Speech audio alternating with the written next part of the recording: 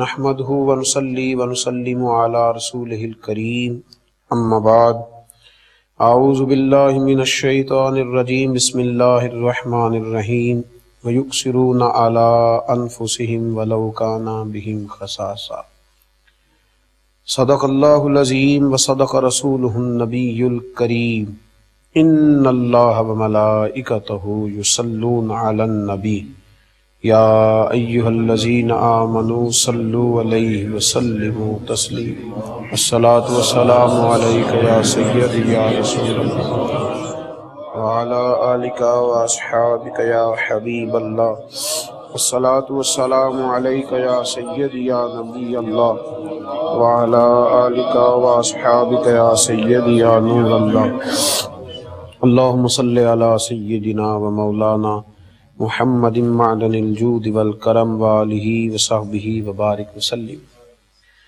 عمل کے رستوں میں کچھ رستے بڑے ہی خوبصورت ہیں، کچھ رستے بڑے سکون والے ہیں، اور راہ عمل کے رستوں میں کچھ رستے ایسے ہیں جو انسان کی روح کو پرواز عطا کرتے ہیں۔ کچھ کام ایسے ہیں جو کرنے کے بعد انسان سوتا تو اپنی چارپائی پہ ہے، لیکن رب کریم اسے اپنے قرب کے ذائقے عطا فرماتا۔ کچھ نیکی ایسی ہیں جو کرنے کے بعد انسان کو یوں محسوس ہوتا ہے کہ اس نے کو بہت بڑے کارہائے نمایاں سر انجام دی۔ انہی نیکیوں میں سے ایک نیکی ہے ایثار کرنا، اپنی ذات پر اپنے کسی اور بھائی کو ترجیح دینا۔ قرآن مجید نے بڑے خوبصورت الفاظ کے ساتھ صحابہ کی تعریف فرمائی، فرمایا وَيُؤْثِرُونَ عَلَىٰ أَنفُسِهِمْ، وہ اپنی ذات پر دوسروں کو ترجیح دیتے ہیں۔ کب؟ وَلَوْ كَانَ بِهِمْ خَصَاصَةٌ، جب انہیں اس چیز کی بڑی شدید حاجت بھی ہو۔ انہیں خود بڑی شدید حاجت ہوتی ہے، ضرورت ہوتی ہے، پر وہ اپنے بھائی کو ترجیح دیتے ہیں۔ صحیح مسلم شریف میں اس آیہ کریمہ کا شان نزول ہے۔ میرے نبی کریم علیہ السلام کے کاشانہ نور پہ ایک بڑا ہی نصیبوں والا مہمان آ گیا۔ اس کے لب و لہجے میں اور اس کے آنے میں محسوس یہ ہوتا تھا کہ بھوکا ہے، کھانا چاہتا ہے۔ حضور علیہ السلام فوراً ازواج مطہرات کے گھروں میں یہ پیغام دیا کہ کچھ کھانے کو ہے تو بھیجا جائے۔ دو جہاں کے شاہ ہیں پر پاس کچھ رکھتے نہیں، دو جہاں کی نعمتیں ہیں ان کے خالی ہاتھ میں۔ جواب یہ آیا کہ یا رسول اللہ صلی اللہ علیہ وسلم، وہ جو آپ کا فقر اختیاری ہے نا، اس کے سبب سے کئی دنوں میں گھر میں کھانا نہیں پکا۔ محبوب دو عالم صلی اللہ علیہ وسلم نے صحابہ کے اجتماع پہ نظر ڈالتے ہوئے فرمایا کون ہے جو میرے مہمان کو لے جائے اور اسے کھانا کھلائے؟ کیا لذت والے جملے ہیں کہ مہمان میرا ہے اور کوئی لے جائے اور اسے کھانا کھلائے۔ حضرت ابو طلحہ رضی اللہ تعالیٰ عنہ، مزے کی بات یہ ہے کہ وہ زیادہ مالدار آدمی نہیں تھے، غریب آدمی تھے۔ بڑی مزیدار ہوتی ہے وہ سخاوت، جو سخاوت نہیں ہوتی قربانی ہوتی ہے، جو سخاوت نہیں ہوتی ایثار ہوتا ہے، جو دوسرے کو ترجیح دی جاتی ہے۔ اس طرح کے لوگ بڑی مزیدار زندگی گزارتے ہیں۔ میں کہا کرتا ہوں کہ ایثار بہت اعلیٰ اخلاق کا نام۔ حضرت ابو طلحہ رضی اللہ تعالیٰ عنہ نے فوراً عرض کی یا رسول اللہ صلی اللہ علیہ وسلم، اگر یہ خدمت میرے نصیب میں آئے نا تو اپنے آپ کو بڑا ہی خوش قسمت سمجھوں گا کہ آپ کا مہمان ہو اور کھانا میں کھلاؤں۔ حضرت ابو طلحہ رضی اللہ تعالیٰ عنہ مہمان کو ساتھ لے کر کے نا تو گھر گئے، بیوی سے پوچھا کھانا ایک مہمان کے لیے چاہیے؟ اس نے کہا تھوڑا سا ہے جو بچوں کے لیے اور آپ کے لیے۔ تو بیوی بھی جناب ابو طلحہ کی تھی نا، خاوند کا مزاج سمجھتی تھی، تو حضرت ابو طلحہ نے فوراً کہا کہ بچوں کو بہلا کر سلا دو اور میں اور تم بھی کسی طریقے سے رات گزار لیں گے، پر یہ مہمان مصطفیٰ کریم کے، یہ مصطفیٰ کریم کے مہمان ہیں، نبی کریم کے مہمان ہیں، مانگیں گے مانگے جائیں گے، منہ مانگی پائیں گے۔ میری سرکار میں نہ لا ہے نہ حاجت اگر کی ہے، پر میں یہ حضور کے مہمان ہیں، ان کو دینا ہے، کھلانا ہے۔ بچوں کو، پھر غور کرنا بات پر، بچوں کو انسان اپنی بھوک برداشت کرتا ہے پر اپنے بچوں کی بھوک اس سے برداشت نہیں ہوتی۔ بچوں کو بہلا کرنا، سلا دیا، اور جب بچے سو گئے تو میرے نبی کریم صلی اللہ تعالی علیہ وسلم کے اس صحابی نے اپنی بیوی کو بھی بات سمجھائی. تب اس رنگ یہ ہے کہ خاتون نے نا کھانا دسترخوان پہ چنا اور پھر ترتیب اس طرح کی دونوں میاں بیوی نے بنائی کہ تم اس طرح کرنا، کسی طریقے سے چراغ بند کر دینا، کیونکہ کھانا تو ایک آدمی پیٹ بھر کے بمشکل کھا سکے گا. چراغ کو بند کرنا، چشم تصور میں بات لائیے گا. اور مہمان کے ساتھ بیٹھ کر کھانا بھی سنت ہے. کھانا چن دیا گیا. حضرت ابو طلحہ رضی اللہ تعالیٰ عنہ کی زوجہ اٹھیں اور کسی کام کے بہانے چراغ کو بجھا دیا. دونوں میاں بیوی ہاتھ ہلاتے رہے. یہ باتیں ہم کر لیتے ہیں، سن لیتے ہیں، کبھی ان کا ذائقہ تو لیا کریں، اس کی ذرا لذت تو محسوس کریں کہ بچے بھوکے سلا دیے، خود دسترخوان پہ بیٹھے، ہاتھ بھی ہل رہے ہیں، منہ بھی ہل رہا ہے.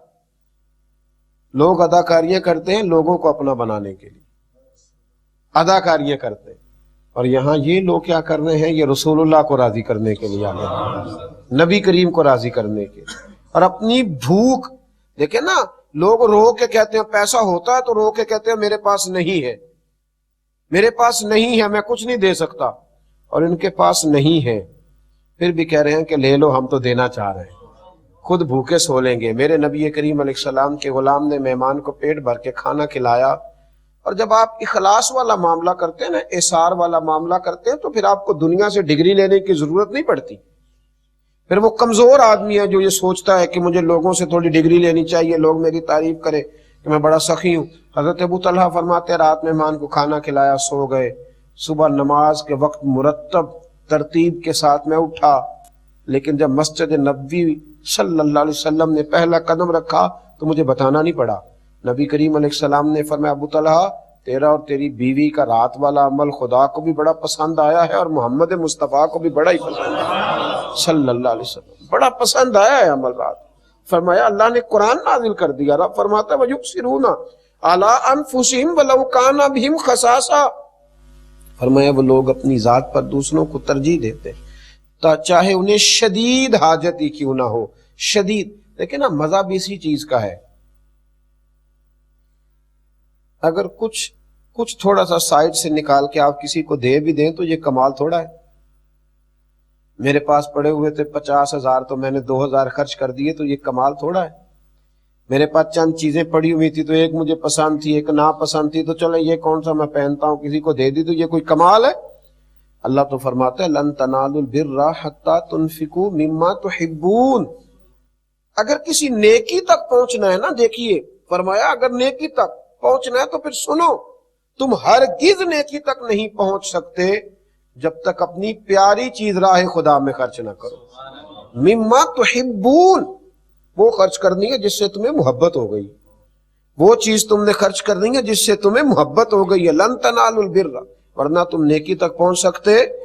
پھر ٹھیک ہے تم اپنے دل کو مطمئن کر لو، اپنے آپ پہ راضی ہو جاؤ کہ میں نے یہ کر لیا ہے، لیکن تم خیر تک نہیں پہنچ سکتے. اگر نیکی تک پہنچنا ہے تو پھر تو اپنی محبوب چیز، پیاری چیز اللہ کے راستے میں خرچ کرنی ہوگی. میرے نبی کریم علیہ السلام نے ارشاد فرمایا، حضرت عمر حدیث کے راوی ہیں، ابن حبان میں موجود ہے، فرمایا جس شخص نے اپنی خواہش کو روک لیا، دل میں جذبہ تھا، خواہش تھی پر اس نے اس کو روک لیا، جس نے اپنی خواہش کو روک کر، اپنے نفس کو روک کر اپنے بھائی کی ضرورت پوری کر دی، تو محبوب فرماتے ہیں اللہ اتنا راضی ہوتا ہے کہ اس احسار کرنے والے کی بخشش ہی فرما دیتا ہے. رب اسے معاف فرما دیتا ہے، اس کے گناہ معاف کر دیتا ہے کہ میرا بندہ سمجھ کے اس نے اس طرح کا رویہ کیا، میرا بندہ. دیکھیں نا، خواہشات کہاں نہیں ہوتی، خواہش کہاں نہیں ہوتی. یہ نفس تو ایک ایسا گھوڑا ہے کہ آپ اس کی ایک بات مانیں تو سمجھ لیں کہ ایک لگام اس کی ڈھیلی ہو گئی، پھر یہ فٹافٹ دوسری بھی ڈھیلی کرنے کی کوشش کرتا ہے، ایک کے بعد دوسری، دوسری کے بعد تیسری. خواہشات تو وہ انسان کے نفس کا وہ پیالہ ہے جو کبھی پر نہیں ہوتا.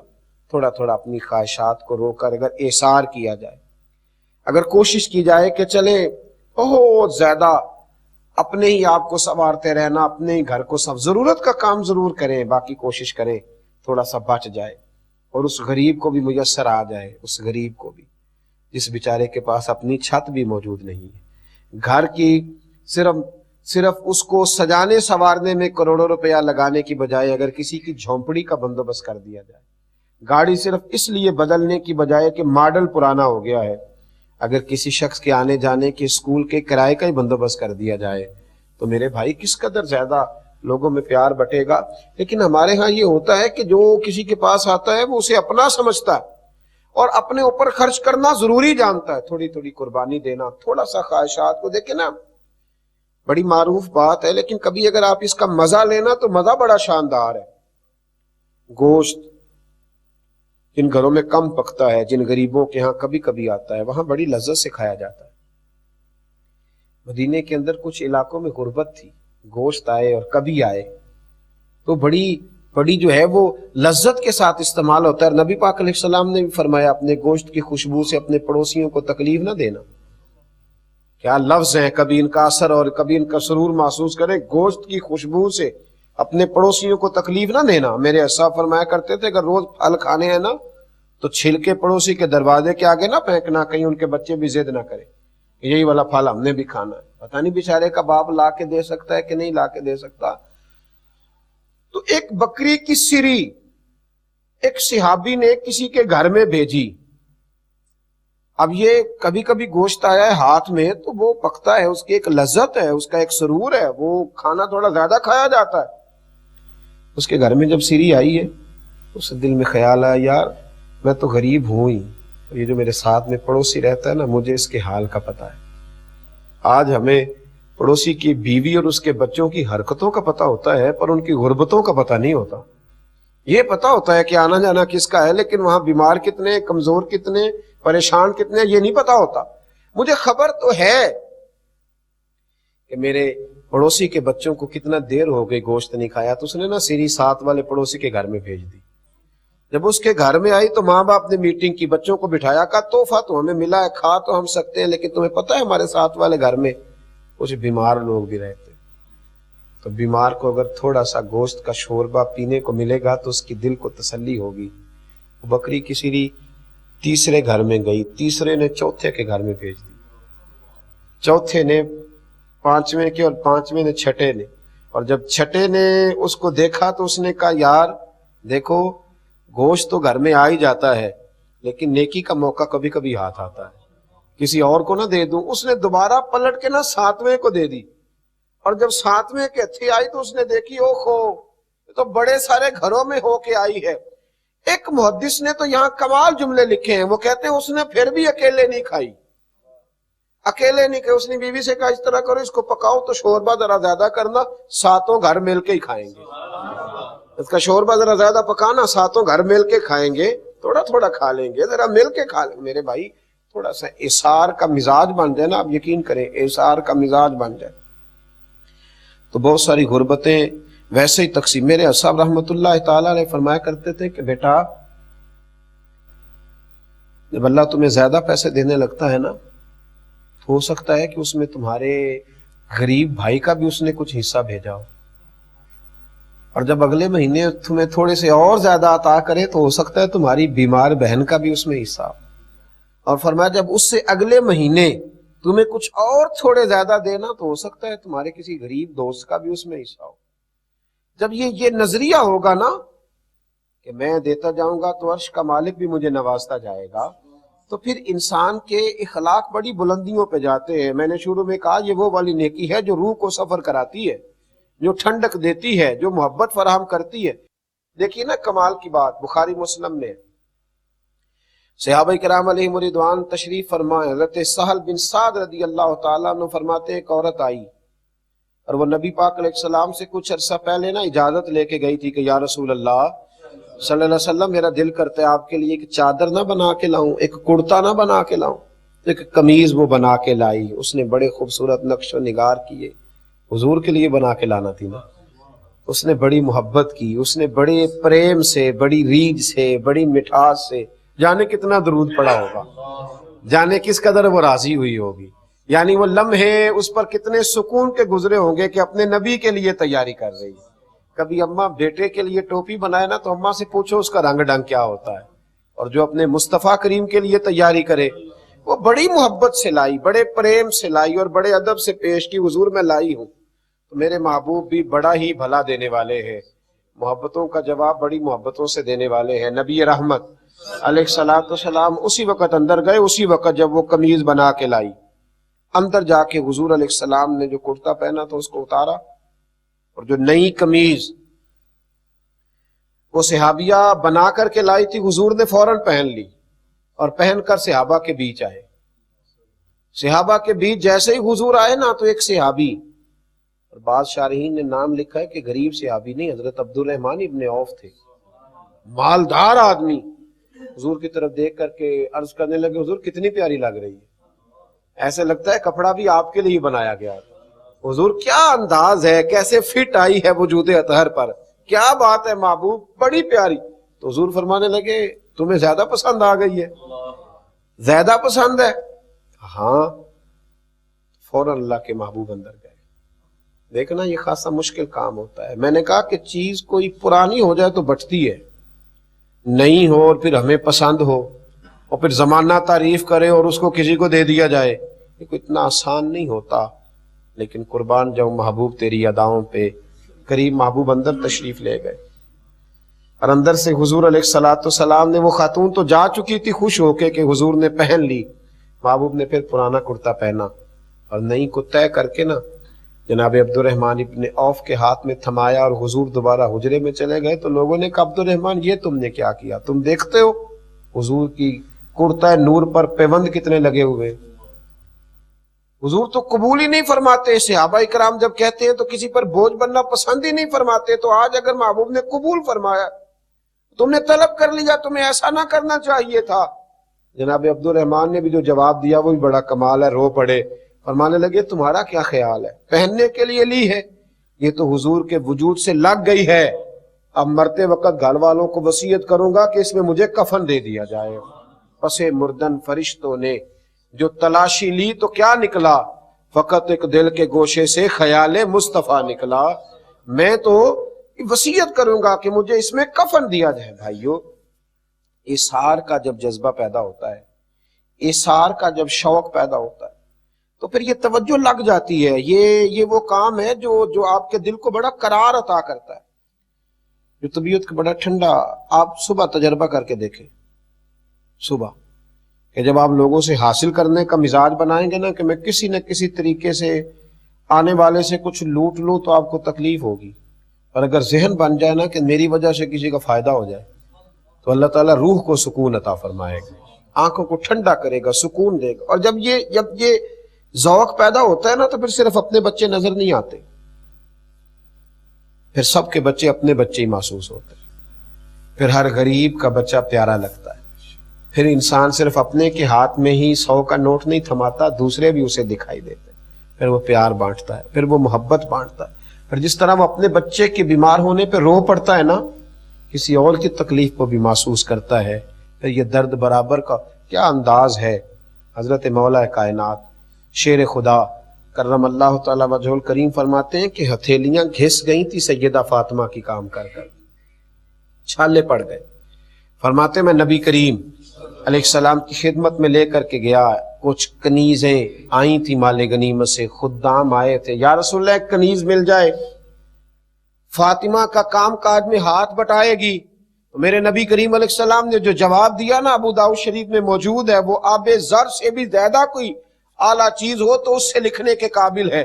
رسول رحمت علیہ الصلوۃ والسلام نے فرمایا جب تک اصحاب صفہ کے معاملات پورے نہیں ہو جاتے، یہ جو میرے غریب نادار صحابہ مسجد میں رہتے ہیں، دین کی تعلیم لیتے ہیں، جب تک ان کے معاملات ٹھیک نہیں ہو جاتے اتنی دیر تک میں کسی اور طرف توجہ نہیں کروں گا. فاطمہ کے گھر میں کنیز بعد میں بھیجی جائے گی، لیکن جو دین کے لیے خدام بیٹھے ہیں پہلے خیال ان کا کیا جائے گا. اتنا بڑا احسار، اتنی بڑی محبت. میرے رسول پاک علیہ الصلوۃ والسلام نے ہمیں یہ بات سکھائی ہے، ہمیں یہ انداز سکھایا ہے. نبی کریم علیہ الصلوۃ والسلام حضرت عبداللہ ابن عمر رضی اللہ تعالیٰ عنہ شدید بیمار تھے. بیمار آدمی کو آپ اگر کچھ کہتے ہیں نا کھانے کے لیے تو بیچارہ کھا ہی نہیں پاتا، اس کی طبیعت ہی ایسی نہیں ہوتی. آپ شدید علیل تھے، کئی دن ہو گئے کچھ کھایا نہیں. تو ایک دن بچے نے بڑی ضد کی کہ ابا جی کچھ تو بتائیں. تو فرمانے لگے بیٹے کہیں سے انار مل جائے نا، کہیں سے انار مل جائے تو وہ میں کھاؤں گا تو مجھے بڑی تسلی ہوگی, سکون ہوگا. انار اگر ملے, صاحبزادے گئے کہیں سے ڈھونڈ کر کے انار لائے, ابھی لا کے رکھا ہی تھا کہ دروازے پہ سائل آ گیا. سائل, اس نے کہا کہ اللہ کے نام پر اگر کچھ مل جائے تو بڑی بات ہوگی. جناب عبداللہ ابن عمر رضی اللہ تعالیٰ عنہ نے فوراً بیٹے سے کہا یہ انار باہر دے آؤ. کہا بجی آپ کو توانائی ملے گی, آپ نے کئی دنوں سے کچھ کھایا نہیں ہے, ابھی تو آپ نے قبول فرمایا ہے, خواہش کا اظہار کیا تو مہربانی فرمائے قبول کر لے. فرمایا نہیں بھائی سائل کو دے دو. 2-3 دفعہ جب کہا تو بچے کو ڈانٹا, فرمایا جب میں تمہیں کہہ رہا ہوں تو دے دو. اب سائل کو جب دے دیا نا, بیٹا واپس آیا تو عجیب لفظ کہے حضرت عبداللہ ابن عمر نے. ہمارے لے کے بیٹا انار کھا کے شاید مجھے اتنی توانائی نہ ملتی جتنی اس سائل کو دے کے اللہ نے میرے روح کو سکون عطا فرمایا. نہ اس کو دے کر اللہ نے سکون دیا, کھانے کے بعد شاید مجھے اتنا نصیب نہ ہوتا. اظہار ایک ایسی چیز ہے, بانٹنا ایک ایسی نعمت ہے, دے دینا اتنے سکون والا کام ہے جو انسان کو بڑی دور لے جاتا ہے. میرے نبی رحمت سید عالم صلی اللہ تعالی علیہ وسلم نے ہمیشہ بانٹا, بانٹنے کو محبوب رکھا, بانٹنے کو پسند کیا, صحابہ کو یہ ذوق دیا. آپ دیکھیے نا کہ جب صحابہ کرام علیہم رضوان آئے ہیں مکہ مکرمہ سے ہجرت کر کے مدینہ طیبہ, تو آپ سوچ سکتے ہیں آج سگا بھائی اپنے بھائی کے لیے جب اس کے اپنے والد کی جائیداد ہوتی ہے, اللہ نے حصہ رکھا ہے, قانون نے حصہ رکھا ہے, اور بانٹ کے دینا کتنا مشکل ہوتا ہے, کتنا کٹھن اور کتنا مشکل کام ہے. لیکن جب نبی پاک علیہ السلام نے کہا نا انصار سے کہ مہاجر تمہارے بھائی ہیں, تو انہوں نے ہر چیز بانٹ کے دے دی. گویا ہر چیز بانٹ کے, میرے لفظوں پر غور کریں, ہر چیز بانٹ کے دے دی, رسی رکھ کے ہر چیز بانٹ کے دی, اور کہا کہ جس طرح ہم مالک ہیں اسی طرح تم بھی مالک. کائنات میں یہ عجیب جذبہ لوگوں نے دیکھا کہ صحابہ نے بانٹ کے دیا, احسار کیا. اسی کا فائدہ یہ تھا کہ پھر وہ محبتیں پروان چڑھی. پھر لوگ پہچان نہیں پاتے تھے کہ ان میں مہاجر کون ہے اور انصار کون ہے. پھر ان کی رشتہ داریاں ہوئیں, پھر تعلقات مضبوط ہوئے. لالچ سے رشتے ٹوٹ جاتے ہیں, احسار کرنے سے رشتے مضبوط ہو جاتے ہیں, بانٹنے سے رشتے بڑھ جاتے ہیں. اس لیے بانٹنے کی کوشش کریں, احسار کرنے کی کوشش کریں. میرے نبی کریم علیہ السلام کے صحابہ تو ہر وقت احسار کرتے, ہر وقت احسار کرتے. شدید علیل ہوتے تو احسار کرتے, کمزور ہوتے تو احسار کرتے. کچھ چیزیں ایسی ہیں جب ہم کتابوں میں پڑھتے ہیں تو حیران ہو جاتے ہیں. بیماری میں بھی احسار ہے, کفن میں بھی احسار ہے, قبر کی جگہ میں بھی احسار ہے. تبوک کے موقع پر 6-7 صحابہ زخمی حالت میں پڑے تھے, شدید زخمی حالت. خدا نہ خواستہ جب کئی لوگ اکٹھے زخمی ہو جائیں تو ہر ایک کی خواہش نہیں ہوتی کہ پہلے مجھے ہاسپٹل پہنچایا جائے, پہلے مجھے ضرورت ہے. تو ایک صحابی کہتے ہیں کہ میں پانی لے کے نا زخمیوں کے پاس گیا, ایک زخمی کرا رہا تھا, اس کو کہا پانی پی لو. تو اس نے کہا یار میرے اندر تو قوت برداشت ہے, لیکن جو ساتھ میرا بھائی صحابی لیٹا ہے نا اس کو زیادہ ضرورت ہے. کہتے ہیں جب اس تک پانی لے کے گیا تو اس نے کہا میں برداشت کر لوں گا, ساتھ والا بوڑھا ہے اور زخم بھی زیادہ ہیں. کہتے ہیں جب اس تک پانی لے کے گیا تو اس نے مجھے چوتھے تک بھیج دیا. چوتھے کے پاس گیا تو وہ کہنے لگا وہ ان چاروں نے جس کا کلمہ پڑھا ہے نا میں نے بھی اسی رسول کا پڑھا ہے, میرے اندر بھی وہی جذبہ ہے, اگلے کو یعنی زخمی حالت میں, زخمی حالت میں. کب تک ان باتوں کو صرف سنا جائے گا اور ہم یہ شوق نہیں پیدا کریں گے کہ یہ کام کر لینا چاہیے. کہا میں 7 تک لے کے گیا, اور جب میں 7ویں کے پاس کھڑا تھا تو وہ ہچکیاں لے رہے تھے موت کی, اور مجھے کہہ رہے تھے کہ وہ پہلے کو پانی پلا دے, وہ زیادہ کمزور ہے. کہتے میں پانی لے کے پہلے کے پاس آیا تو روح پرواز کر گئی, دوسرے کے قریب آیا تو جنت کی طرف سفر مکمل ہو گیا, تیسرے کے پاس آیا تو شہادت کا درجہ مل گیا, چوتھے کے پاس آیا تو وہ بھی درود و سلام پڑھتا.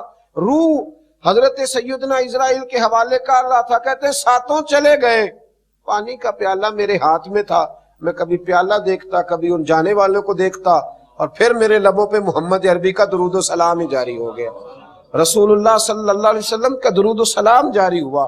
کیا تربیت فرمائی ہے, کیا انداز اختیار کیا ہے.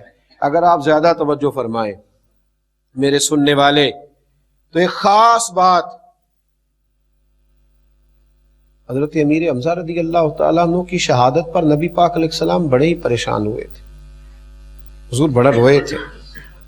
70-72 لوگوں کی شہادت ہوئی تھی تو نبی پاک علیہ السلام نے حضرت امیر حمزہ رضی اللہ تعالیٰ عنہ کی میت مبارک کو جسد اطہر کو سامنے رکھ لیا، اور ہر جنازے کو حضور فرماتے یہاں لا کے رکھو.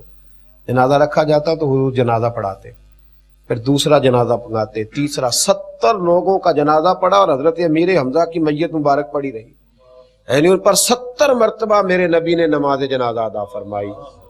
ان کا وجود کاٹ دیا تھا کفار نے، کاٹ دیا تھا. حضرت صفیہ جو حضور کی پھپھو ہیں، حضرت زبیر بن عوام کی والدہ، وہ دوڑی ہوئی آئیں اپنے بھائی کو دیکھنے کے لیے.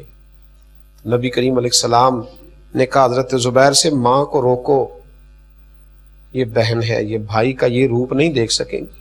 آنکھیں نکل گئی ہیں، کان کاٹ دیے گئے، یہ بہن ہے، اسے دیکھا نہیں جائے گا. تو حضرت صفیہ نبی کریم علیہ السلام سے عرض کرنے لگی، جو امیر حمزہ سے آپ کا پیار تھا اسے بھی میں جانتی ہوں، اور اگر آپ نے دیکھ لیا تو میں بھی دیکھ ہی لوں گی، اور میرا بھائی تو اللہ کے راستے میں گیا ہے، اسے تو شہادت کی موت ملی.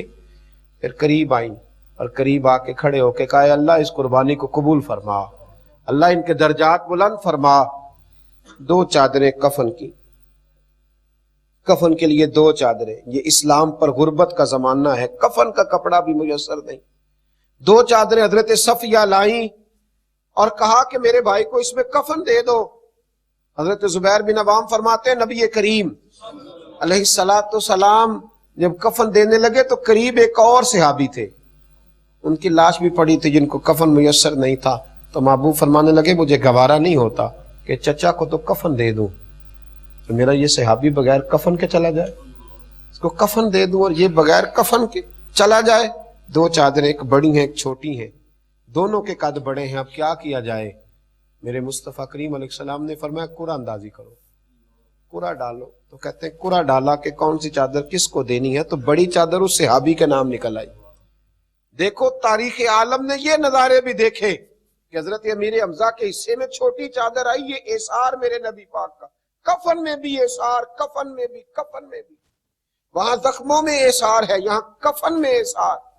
میرے کریم رسول علیہ السلام نے فرمایا کہ اب چھوٹی چادر سے حضرت امیر حمزہ کو کفن دیا جائے گا. چھوٹی چادر جب اوڑھی، سر ڈھانپتے تھے تو پیر ننگے ہو جاتے تھے، پیر ڈھانپتے تھے تو سر ننگا ہوتا تھا.